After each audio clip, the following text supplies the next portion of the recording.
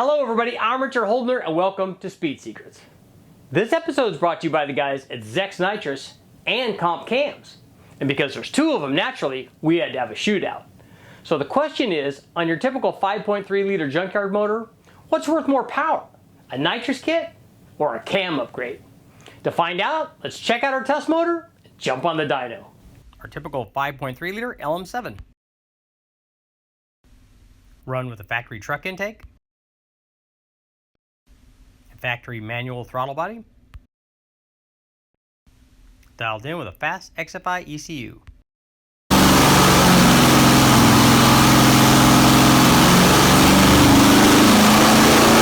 Power curves for the stock 5.3 liter. Now it's time for some Thnx Nitrous. A wet fogger with 100 horsepower jetting. This controller activated the system at wide open throttle.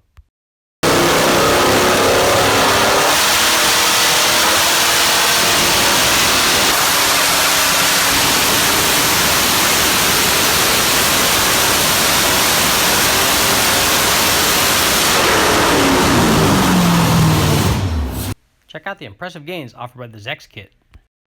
After testing the Thnx kit on our 5.3, we removed the system and installed our Comp Cam. Now it's time for our Comp Cam upgrade. Swapping cams is easy on an LS motor.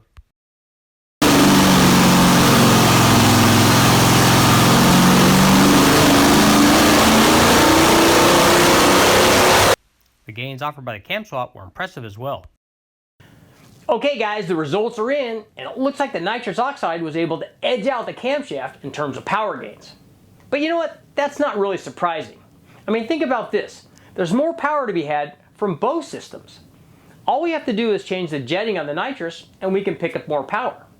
Or we could change to wilder cam timing and pick up power there.